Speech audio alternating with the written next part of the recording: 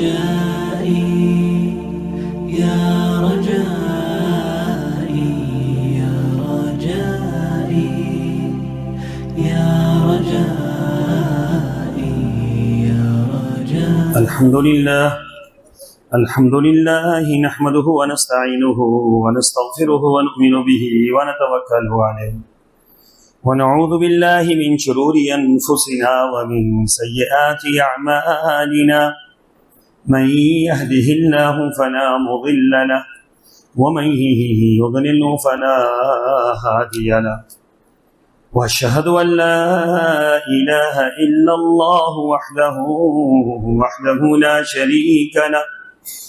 وأشهد أن محمدا عبده ورسوله.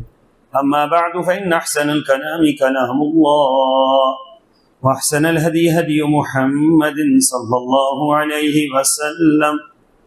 وشر الأمور محدثاتها وكل محدثة بدعة وكل بدعة ضلالة وكل ضلالة في النار.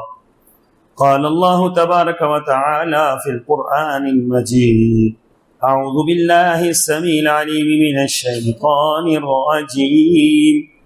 بسم الله الرحمن الرحيم.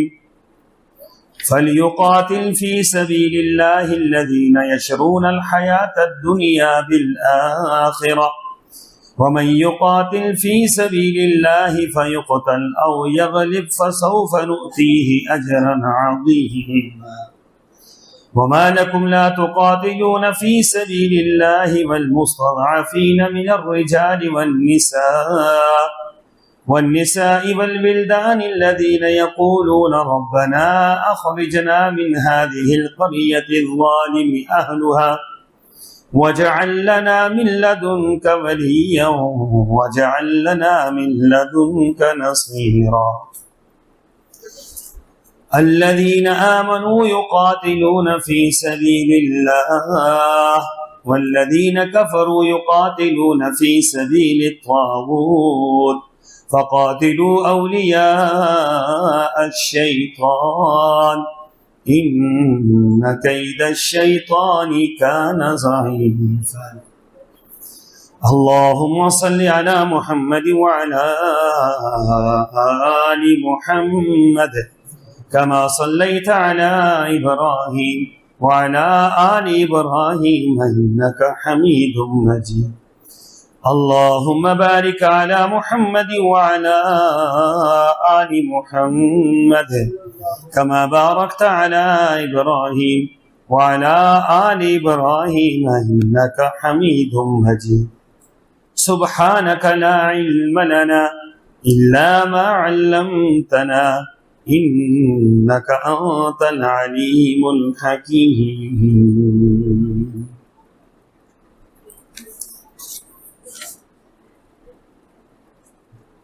لہذا جن لوگوں نے آخرت کے عوض دنیا کی زندگی کو بیچ دیا ہے انہیں اللہ کی راہ میں لڑنا چاہیے، جہاد کرنا چاہیے. اور جو شخص اللہ کی راہ میں لڑتا ہے پھر خواہ وہ شہید ہو جائے یا غالب آ جائے، جلد ہی دونوں صورتوں میں ہم اسے بہت بڑا اجر عطا کریں گے. مسلمانوں تمہیں کیا ہو گیا ہے کہ تم اللہ کی راہ میں جہاد نہیں کرتے، جبکہ کئی کمزور مرد، عورتیں، بچے ایسے ہیں جو یہ فریاد کرتے ہیں اے ہمارے رب ہمیں اس بستی سے نکال دے جس کے باشندے ظالم ہیں، اور اپنی جناب سے ہمارے لیے کوئی حامی اور مددگار پیدا فرما دے. جو لوگ ایمان لائے ہیں وہ تو اللہ کی راہ میں جنگ کرتے ہیں، اور جو کافر ہیں وہ طاغوت کی راہ میں جنگ کرتے ہیں. سو ان شیطان کے دوستوں سے خوب جنگ کرو، یقیناً شیطان کی چال ہمیشہ کمزور ہوتی ہے. آیت نمبر 74 تا 78 سورہ النساء. سامعین محترم، اللہ تبارک و تعالیٰ کی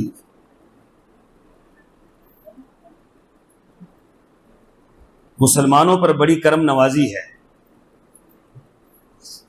کہ اس نے اہل ایمان کو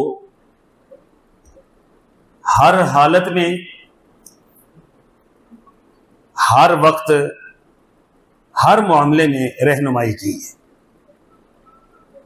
ہمارے لیے اسلام لمحہ لمحہ زندگی گزارنے کا طریقہ بھی بتلاتا ہے، حالات سے نبٹنے کا، حالات سے عہدہ برا ہونے کا،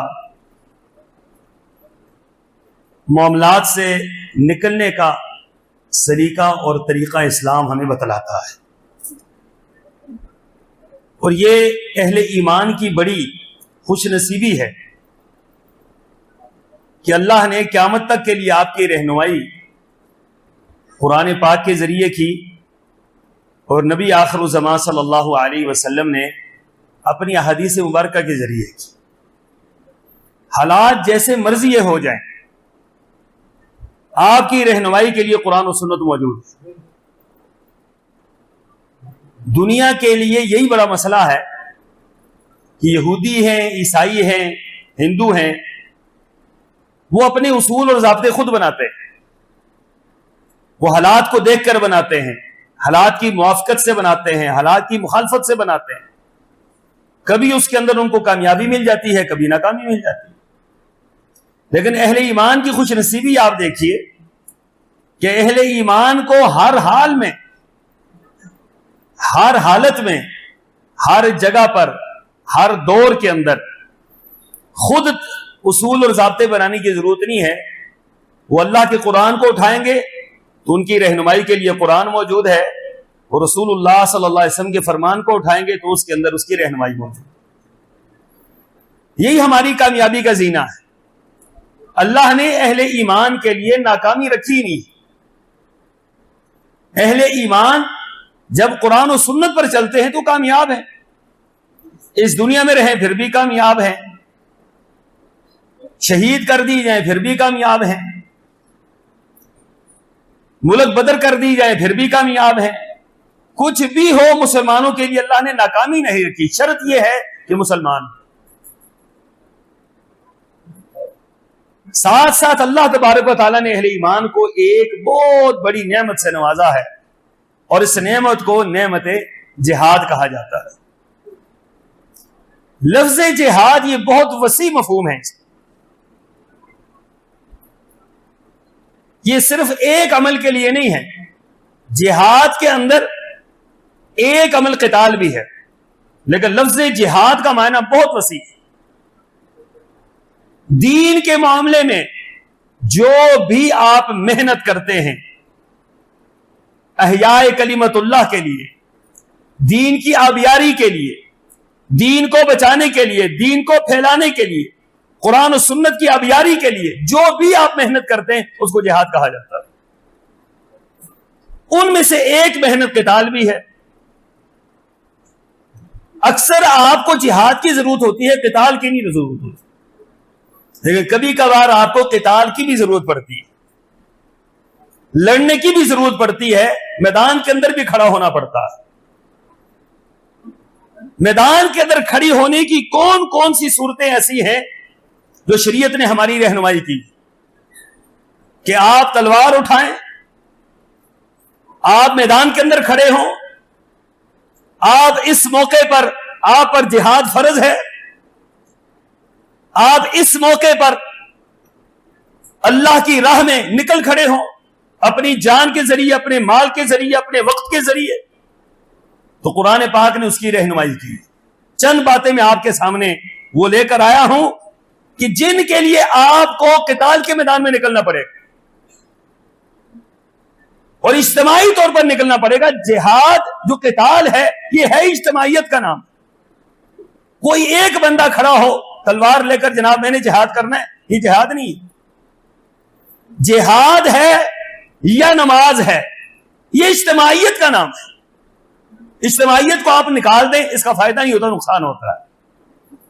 بے شک آپ کھڑے ہو کر نماز پڑھ لیں، نماز آپ کے نزدیک تو ہو جائے گی، اللہ اور اس کے رسول کے نزدیک اکیلے میں نماز نہیں ہوتی۔ کیوں؟ فرمایا کہ اقیموا الصلاۃ وآتوا الزکاۃ وارکعوا मार्रात है। जमात के साथ आपने पढ़नी, इज्तिमाइयत है। ऐसे ही जिहाद के अंदर इज्तिमाइयत है। आप एक इज्तिमाइयत के साथ एक फैसला करें और फिर इज्तिमाई तौर पर मैदान के अंदर खड़े हो जाए। नतीजा आपके हाथ में नहीं है, नतीजा हमेशा मुसलमानों का अल्लाह के हाथ में होता है। अहले ईमान को कभी यह नहीं सोचना चाहिए कि हमारी तादाद कम है, हमारे पास असलहा कम है, हमारे पास अफरादी कुव्वत कम है, या हमारे पास कोई और मजबूरी है। नहीं, फरमाया अहले ईमान वो मैदान के अंदर खड़े होते हैं, किसके बल पर खड़े होते हैं? अल्लाह तबारक व तआला पर यकीन के साथ खड़े होते हैं। ईमान और यकीन, अल्लाह पर ईमान है और यकीन है कि अल्लाह फतह याबी से हमकिनार करेगा। आप अगर गज्जा के उन मुसलमानों से मिले जो मैदान के अंदर लड़ रहे हैं, तो आप यकीन जानिए कि आप तसव्वुर नहीं कर सकते हैं, कोई एक बंदा ऐसा नहीं मिला अभी तक जिसने ये कहा हो कि जनाब गज्जा के अंदर हमने ये जो तहरीक है ये शुरू करके हमने गलती की। हर बंदा यही बात कहता है कि अल्लाह तबारक व तआला पर यकीन है कि अल्लाह जरूर फतह से हमकिनार करेगा। यही तो है ईमान, और क्या चीज। सारी दुनिया भी उनके ऊपर टूट पड़ी है, लेकिन उनका ईमान है कि डावाडोल होता ही नहीं, उनका यकीन है कि अल्लाह से हटता ही नहीं। बल्कि हाल ही में एक मुलाकात जिस साहब से हुई तो उन्होंने उसी दौरान उनकी फैमिली के 18 अफराद शहीद हुए थे, बहन भांजे भतीजे सारे शहीद हुए थे। तो जब उनसे मुलाकात हुई तो वो मुस्कुराकर हमें कहते हैं उबश्शिरुकुम बिल जन्नह, मैं आप लोगों को देता हूं बिशारत, जन्नत की बिशारत देता हूं। तो हम तो उन्हें ताज़ियत करने के लिए गए थे, तो वो आगे से कहते हैं कि आज मुझे खबर मिली है कि मेरे घर के 18 अफराद शहीद हुए। अल्लाह तेरा लाख लाख शुक्र है कि तेरे दीन के लिए तूने हमें कबूल कर लिया। अब जिन लोगों के ये जज्बे हों उनको दुनिया की कोई ताकत शिकस्त दे सकती है। असल में तो जज्बा होता है ना, असल में अकीदा होता है कि उसके पीछे अज़म और इरादा क्या है। लोग पीछे हट जाते हैं कि गलत हो गया, मामला खराब हो गया, हमारी बात गलत थी, हमारी सोच गलत थी, हमारी फिक्र गलत थी, लिहाजा माफी मांगते हैं, हम पीछे हटते हैं। नहीं, उन्होंने कहा बिल्डिंगें तबाह होना ये हमारा मसला नहीं, बिल्डिंगें फिर बन जाए। ये लोगों का मसला जरूर है कि जनाब सब कुछ बिल्डिंगें, ये लोग दिखाते हैं गजा तबाह हो गया, गजा तबाह हो गया, भाई यकीनन तबाह हो गया, लेकिन क्या ख्याल है कि अहले ईमान इस बात पर एतबार छोड़ देंगे? अल्लाह से यकीन उनका खत्म हो जाएगा, अल्लाह पर एतमाद खत्म हो जाएगा? नहीं, अल्लाह पर एतमाद और बढ़ता है कि जब हालात सख्त तरीन होते हैं अल्लाह की मदद भी ऐसी ही आती है। जब हालात संगीन तरीन होते हैं, हर तरह से जब हालात समझ आते हैं कि कुछ भी नहीं हो सकता, फिर अल्लाह की मदद आती है। अला इन्ना नस्रुल्लाहि करीब, फरमाया मोहम्मद सल्लल्लाहु अलैहि वसल्लम इनको कह दीजिए कि अल्लाह की मदद क्या है, अल्लाह की मदद करीब है।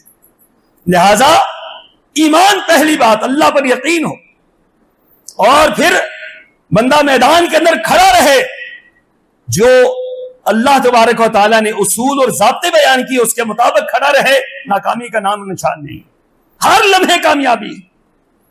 अभी आप देखें ना कि कुछ लोगों ने ये कैलकुलेट कर ली बात या समझ ली कि जनाब गजा के अंदर हमने तबाही कर दी, हमास खत्म हो गई, अब मुसलमान रो रहे हैं, तो एक मुल्क और भी मजबूत है दुनिया के अंदर जिसका नाम पाकिस्तान। पाकिस्तान मजबूत मुल्क है, लिहाजा उनका ख्याल यह है कि अभी ताजा ताजा काम चल रहा है, चलो इसका काम ही निपटा दे। उनको यह नहीं पता कि ना वहां शिकस्त हुई है इंशाअल्लाह, ना यहां शिकस्त होगी इंशाअल्लाह।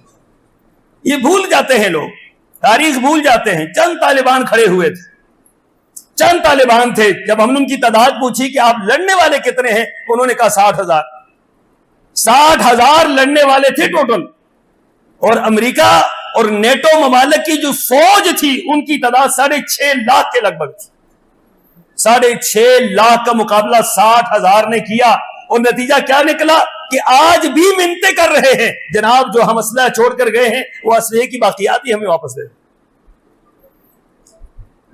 ये फैसले मेरे अल्लाह के होते हैं। बज़ाहिर बाज़ औक़ात हम लोग कुछ और बातें कर रहे होते हैं, لیکن نتیجہ میرے اللہ کے ہاتھ میں، فیصلہ میرے اللہ کے ہاتھ میں۔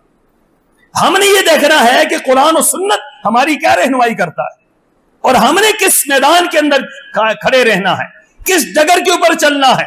ہم نے قوم کو یہ کہہ دینا ہے کہ جناب کچھ نہیں ہو رہا، سب کچھ ختم ہو گیا، نعوذ باللہ من ذالک، ولا تیأسوا من روح اللہ۔ میں اہل ایمان تو مایوس نہیں ہوتے، انہ لا ییأس من روح اللہ الا القوم الکافرون۔ کافر مایوس ہو سکتا ہے کہ جناب ختم ہو گیا سارا کچھ، مسلمان کیسے مایوس ہوگا؟ ایک مسلمان بھی اگر دنیا کے اندر زندہ ہے، ایک مسلمان بھی، اس کو مایوس نہیں ہونا چاہیے اس بات پر کہ اللہ کی مدد نہیں آئے گی، اس کو یقین ہونا چاہیے اللہ کی مدد آئے گی۔ پوری تاریخ ہمیں یہی بتلاتی ہے، ایک مسلمان کھڑا ہوا، ڈٹ گیا میدان کے اندر، اللہ کی مدد اس کے ساتھ آئی۔ اور لاکھوں کروڑوں مسلمان ہوں، اگر میدانوں کے اندر نہ ہو، فیس بک پر بیٹھ کر لڑائیاں لڑیں اور واٹس ایپ پر بیٹھ کر گروپ بندیاں کریں اور ایک دوسرے پر تان و تشریح کریں اور الزامات لگائیں اور یہ کہیں جناب آپ کچھ نہیں کر سکتے، تو اس سے بڑے بدنصیب کون سے لوگ جو کر بھی کچھ نہیں رہے اور باتیں بھی وہ کر رہے ہیں جو خلاف سنت، جو باتیں بھی وہ کر رہے ہیں جو قرآن و حدیث کے مطابقت نہیں رکھتے، جو باتیں بھی وہ کر رہے ہیں جو مسلمانوں کے درمیان مسلمانوں کے عزائم کو توڑنے کی باتیں ہو رہی ہیں۔ کمانڈر وہ نہیں ہوتا جو لوگوں کے عزائم کو کمزور کر دے، کمانڈر وہ ہوتا ہے سخت ترین حالات میں وہ لوگوں کے عزائم کو مضبوط کرتا ہے، ارادوں کو مضبوط کرتا ہے۔ جناب کچھ نہیں ہوگا انشاءاللہ العزیز، آپ میدانوں کے اندر ڈٹیں، نتیجہ دیکھیں کیا ہو۔ حال ہی میں بنگلہ دیش میں میری ملاقات برما سے آئے ہوئے کچھ مسلمانوں سے ہوئی، تو ہم سنتے رہتے ہیں برما کے حالات کیا ہیں، آپ بھی سنتے ہیں۔ مجھے یوں لگتا تھا کہ برما کے مسلمان بالکل ختم ہیں اور ان بیچاروں کی کوئی حالت نہیں، لیکن جو برمی مسلمان مجھے ملا، میں اپنے ایمان پر رونے لگ گئے۔ میں نے اسے کہا وہاں کیا حالات ہیں؟ اس نے کہا مولانا حالات تو آپ چھوڑیں، لیکن ہمیں یقین ہے اللہ پر کہ اللہ تبارک و تعالیٰ برما کو اسلام کی سرزمین بنائے۔ وہ میں نے کہا وہاں حالات کیا ہیں؟ کہتے ہیں حالات کو چھوڑ دیں آپ۔ میں پھر پوچھوں ان سے کہ وہاں میں نے سنا ہے کہ جتنا مرغی کا دربہ ہوتا ہے اتنے چھوٹے چھوٹے گھروں میں مسلمان رہتے ہیں، کہتے ہاں رہتے۔ میں نے کہا آپ کی وہاں پر نیشنلٹی نہیں ہے؟ کہتے نہیں ہے۔ میں نے کہا وہاں کو کاروبار کی اجازت نہیں ہے؟ کہتے وہ بھی نہیں ہے۔ میں نے کہا وہاں آپ کو روزانہ ایک سرس سے گزرنا پڑتا ہے، وہاں کی حکومت آپ کو روزانہ شناخت پریڈ کے لیے میدان کے اندر 10 گھنٹے کھڑے رکھتی ہے، کہتے یہ بھی ہوتا ہے۔ تو میں نے کہا پھر؟ کہتے ہیں پھر اللہ تو اوپر ہے نا، اللہ تو یہ سارا کچھ دیکھ رہا ہے نا، اللہ ان کو بھی دیکھ رہا ہے، اللہ ہمیں بھی دیکھ رہا ہے۔ یار ایسے لوگ ہیں کہ جن کی وجہ سے اللہ کی نصرت آتی ہے، جو یقین رکھتے ہیں، یہ نہیں ہے کہ ہمارے ساتھ کیا ہو رہا ہے، یہ ہے کہ فیصلہ میرا اللہ کرے گا اور ہمارے حق میں کرے گا۔ ان تنصروا اللہ ینصرکم ویثبت اقدامکم، میں تم اللہ کی مدد کرو اللہ تمہاری مدد کرے گا، اور جب تمہاری مدد آئے گی تو بڑی سے بڑی طاقت بھی تمہاری استقامت کو کمزور نہیں کر سکتی۔ تم میدان کے اندر کھڑے رہو گے تو اللہ کی مدد آئے گی۔ نصرت بالرعب، اللہ کے رسول صلی اللہ علیہ وسلم نے کیا فرمایا؟ فرمایا کہ 1 مہینے کی مسافت پر دشمن کی فوج ہوتی ہے اور میں 1 مہینہ دور ہوتا ہوں، میرا رعب اور دبدبہ ان کے دلوں کے اندر وہاں اللہ ڈال دیتا ہے۔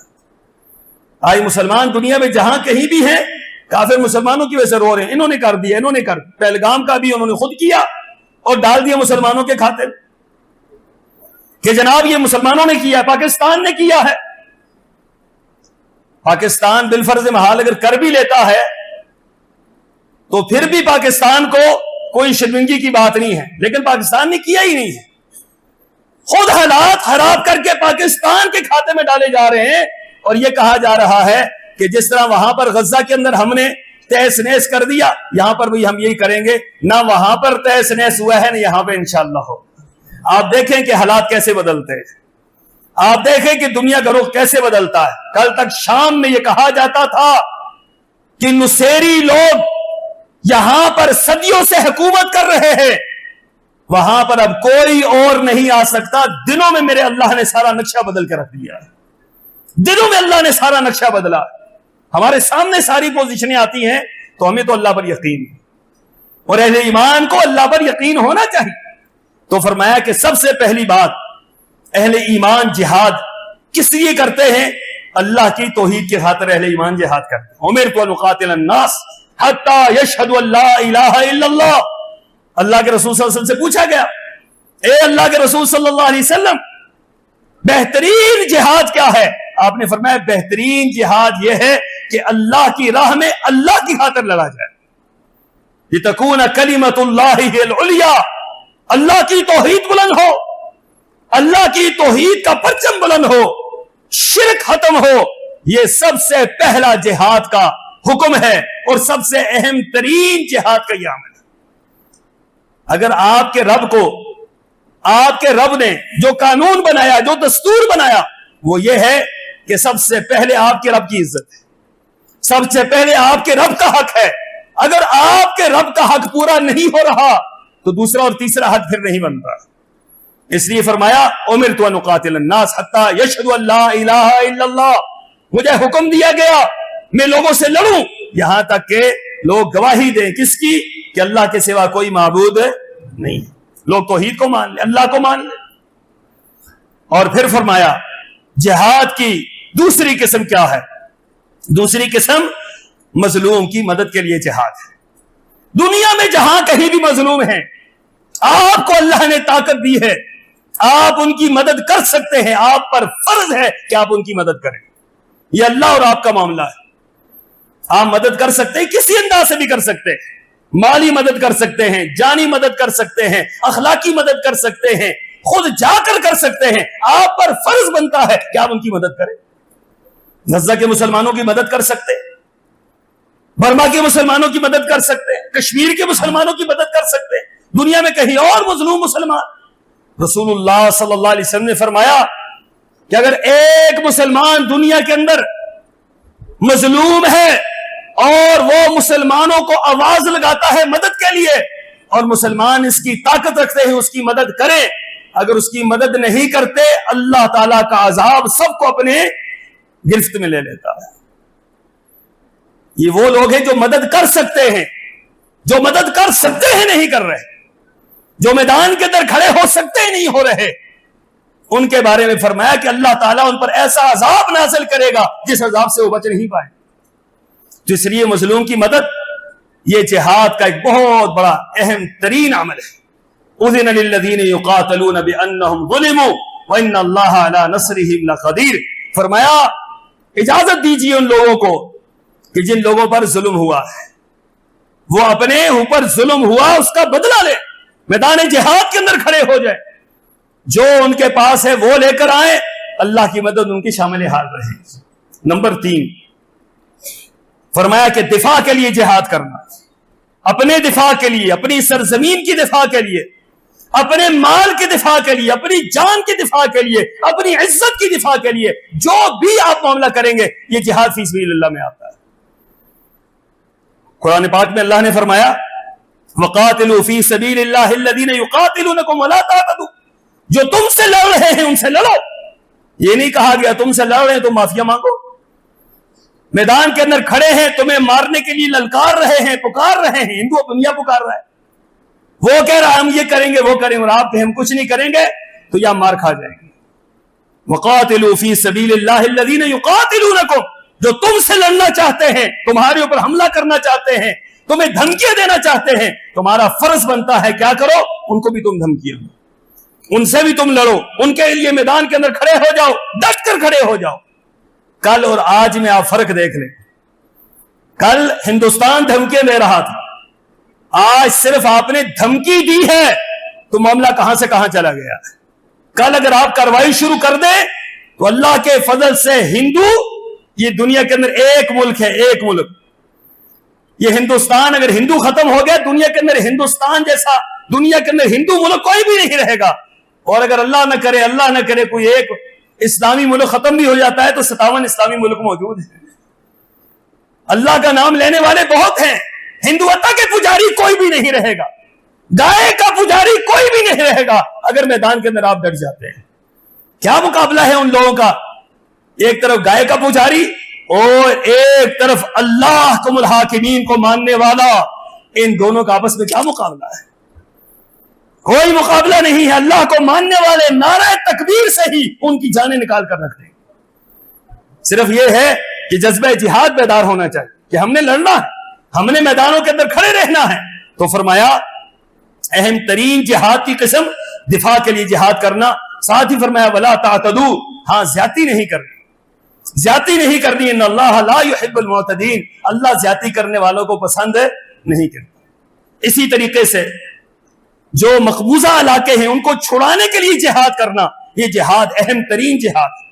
آپ کا علاقہ ہے, قبضہ کر لیا, کشمیر آپ کا ہے, غزہ آپ کا ہے, یہ علاقے آپ کے ہیں, ہندوستان آپ کا ہے.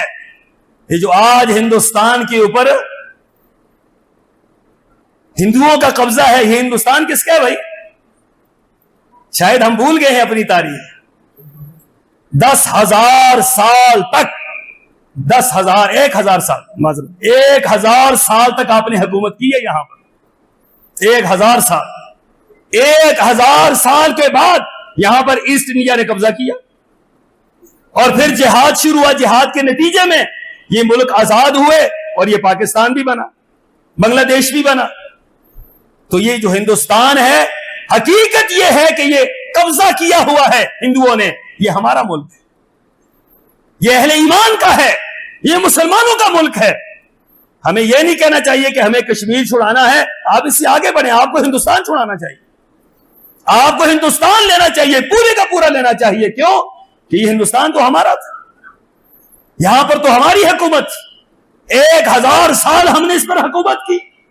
اور آج جو ہم کہیں گے ہمارا نہیں ہے, یہ ہمارا ہے. آپ دیکھیں کہ یہودی جنہوں نے کبھی بھی عرب پر حکومت نہیں کی, کبھی بھی نہیں کی, وہ کہتے ہیں کہ ہم بڑا اسرائیل بنا رہے, گریٹر اسرائیل جسے کہتے ہیں, اور اس کے لیے ہم مکہ مکرمہ پر بھی قبضہ کریں گے. اتنی بڑی جرت وہ کر رہے ہیں جنہوں نے کبھی بھی حکومت نہیں کی. اللہ کے بندو, آپ نے تو 1,000 سال حکومت کی. 1,000 سال حکومت کرنے والے وہ اس بات کے زیادہ حقدار ہیں کہ وہ میدان کے اندر آئیں اور کھڑے رہیں اور کہیں ہم نے یہ علاقے لینے. آپ یہ آواز بلند کریں تو وہ کبھی ہندوستان یہ نہیں کہے گا کہ آزاد کشمیر میرا ہے, کبھی وہ یہ نہیں کہے گا کہ جناب پنجاب میرا ہے. آپ کہیں دہلی ہمارا ہے, ممبئی ہمارا ہے, بمبئی ہمارا ہے, گجرات ہمارا ہے. جب آپ یہ نعرہ لگائیں گے تو دیکھیں ہندو بنیا کدھر جاتا ہے. ہم ہمیشہ دفاعی پوزیشن پر رہتے, اقدامی پوزیشن پر ہمیں جانا چاہیے. کل ایک بہت اہم سرکاری میٹنگ میں یہی باتیں ہم نے کی کہ جناب آپ ہمیشہ ان سے معافی مانگتے رہیں, آپ میدان کے اندر کھڑے ہوں. وہ لوگ جن کو آپ نے, جو مجاہدین تھے جن کو آپ نے قید کر دیا, اس ملک کے محسن تھے. جب تک مجاہدین میدان جہاد کے اندر تھے, کشمیر کے اندر جہاد ہو رہا تھا, ہندوستان کے سر پر مارا جا رہا تھا, تو یہاں پر کیا تھا, پاکستان کے اندر ہم امن و امان سے تھے. جب آپ نے پکڑ کر ان سب کو اندر کر دیا اور ان کو کہا جناب ہمارا جہاد سے کوئی تعلق نہیں ہے, تو انہوں نے کیا کیا, انہوں نے آپ کے بلوچستان کے اندر کاروائیاں شروع کر دی, ٹرائبل ایریا کے اندر کاروائیاں شروع کر دی. تو ایسے ہوتا ہے, دشمن کو جب آپ کھلا چھوڑیں گے دشمن آپ کے سر پہ آئے گا, دشمن کو آپ اس کی جگہ پر مصروف رکھیں گے, کبھی دشمن کو جرت نہیں ہوگی آپ کی طرف دیکھنے کی. تو اس لیے فرمایا مقبوضہ علاقوں کو چھڑانا, وَاقْتُلُوهُمْ حَيْثُ ثَقِفْتُمُوهُمْ وَأَخْرِجُوهُمْ مِنْ حَيْثُ أَخْرَجُوكُمْ. فرمایا کہ ان سے لڑو, جہاں کہیں بھی پاؤ ان کو قتل کرو. کیوں؟ اس لیے کہ انہوں نے تمہیں وہاں سے نکالا ہے, اور جہاں سے تمہیں نکالا ہے وہاں سے ان کو نکال دو. تو اور پھر اہم ترین معاہدہ توڑنے والے کے ساتھ جہاد کرنا. آپ یہ دیکھیں کہ سندھ طاس معاہدہ, یہ معاہدہ تھا پاکستان ہندوستان کے ساتھ. یہ معاہدہ تھا کہ جناب یہ معاہدہ ہے اور اہم ترین معاہدہ ہے, اس کی لمبی ڈیٹیل, لیکن یہ معاہدہ نہیں توڑ سکتے. انہوں نے معاہدہ توڑ دیا, اب آپ کو حکم کیا ہے, آپ ان سے منتیں کریں کہ جناب معاہدہ بحال کر دے. نہیں, قرآن نے کیا کہا, وَإِن نَكَثُوا أَيْمَانَهُمْ مِن بَعْدِ عَهْدِهِمْ وَطَعَنُوا فِي دِينِكُمْ فَقَاتِلُوا أَئِمَّةَ الْكُفْرِ. فرمایا اگر وہ تم سے کیا ہوا معاہدہ توڑتے ہیں اور تمہارے دین میں طعن کرتے ہیں تو تم پر فرض ہے کہ تم ان کے خلاف اعلان جہاد کرو. معاہدہ توڑنے والوں کے ساتھ منتیں نہیں کی جاتی, معاہدہ توڑنے والوں کے ساتھ اعلان جنگ کیا جاتا ہے, اعلان جہاد کیا جاتا ہے. ابھی آپ نے یہ بات کہہ دی کہ آپ نے سندھ طاس معاہدہ ختم کیا ہے, تو ہم کیا کریں گے؟ شملہ معاہدہ ختم کریں گے. جان نکل گئی ان کی. یہ دونوں معاہدوں کی ڈیٹیل آپ پڑھیں کہ کتنے خطرناک معاملات ہیں. اگر سین تاس معاہدہ ختم ہوتا ہے اس کے اثرات کیا ہیں, شملہ معاہدہ ختم ہوتا ہے اس کے اثرات کیا ہیں. ہندوستان کی جان نکل جائے گی, بھارت کی جان نکل جائے گی. اس لیے فرمایا کہ اگر وہ تم سے معاہدہ توڑتے ہیں تو تم ان کے خلاف کیا کرو؟ اعلان جہاد کرو, اعلان جنگ کرو. یہ تمہارا فرض ہے کہ بدعہد قوم, عہد کو توڑنے والی قوم, ان کے خلاف میدانوں کے اندر نکلو اور اللہ تمہاری مدد کرے گا. اس سے ہٹ کر سامعین محترم 18 کے قریب ایسی چیزیں ہیں جو قرآن و سنت سے ہمیں ملتی ہیں کہ ان وجوہات کی بنا پر آپ کو میدان کے اندر کھڑے ہونا ہے. آپ یقین جانیے آج ساری کی ساری چیزیں پوری ہیں. اگر یہ قوم میدان کے اندر کھڑی ہو جاتی ہے اور ہندوستان جیسے بنیے, بھارت جیسے بنیے اور مودی جیسے ایک گھٹیا انسان کے خلاف آپ کھڑے ہوتے ہیں, مجھے اللہ پر یقین ہے کہ اللہ تعالیٰ آپ کی مدد کرے گا. اور غزہ کے مسلمانوں کو بھی یہیں سے انشاءاللہ سپورٹ ملے گی, وہاں کے مسلمانوں کی قوت بڑھے گی. دنیا میں جہاں کہیں بھی مسلمان مظلوم ہیں وہ طاقت میں آئیں گے. میں نے شاید پہلے آپ کو کہا تھا کہ حج پہ جب ہماری ملاقاتیں ہندوستان کے علماء سے ہوئیں تو انہوں نے یہ بات کہی تھی, جب پاکستان کے حالات خراب ہوتے ہیں تو ہم بہت پریشان ہوتے ہیں. کیوں؟ کہتے ہیں ہمیں یقین ہے کہ اللہ تبارک و تعالیٰ نے ہماری مدد پاکستان کے ذریعے کرنی ہے. ہندوستان کے علماء یہ بات کہتے ہیں, بھارت کے علماء یہ باتیں کہتے ہیں. بھارت کے مسلمان آپ کے ساتھ امیدیں لگا کر بیٹھے, کشمیر کے مسلمان آپ کے ساتھ امیدیں لگا کر بیٹھے ہیں, آپ نے ان کی امیدوں کو نہیں توڑنا. غزہ کے مسلمان آپ کو آوازیں لگاتے ہیں. تو اللہ کے بندو, جو اللہ تعالیٰ نے آپ کو طاقت دی ہے, جو قوت دی ہے, اگر حکومت اس میدان کے اندر نکلتی ہے ہم حکومت کے ساتھ ہیں, ہماری آرمی نکلتی ہے آرمی کے ساتھ ہیں, کوئی اور ادارہ نکلتا ہے ہم اس کے ساتھ ہیں. اس ملک کے لیے, اسلام کے لیے ہمارا تن من دھن سب کچھ قربان ہے. یہ ہمارے ایمان کا حصہ ہے, یہ ہماری یقین ہے کہ انشاءاللہ مسلمان میدان کے اندر آئیں گے, اللہ تبارک و تعالیٰ کی مدد ضرور شامل حال ہوگی, اور کافر اور جو مشرک ہیں ان کو اللہ تعالیٰ ذلت اور رسوائی سے دوچار کرے گا. اللہ مجھے اور آپ کو عمل کی توفیق عطا فرمائے. وآخر دعوانا ان الحمد للہ رب العالمین.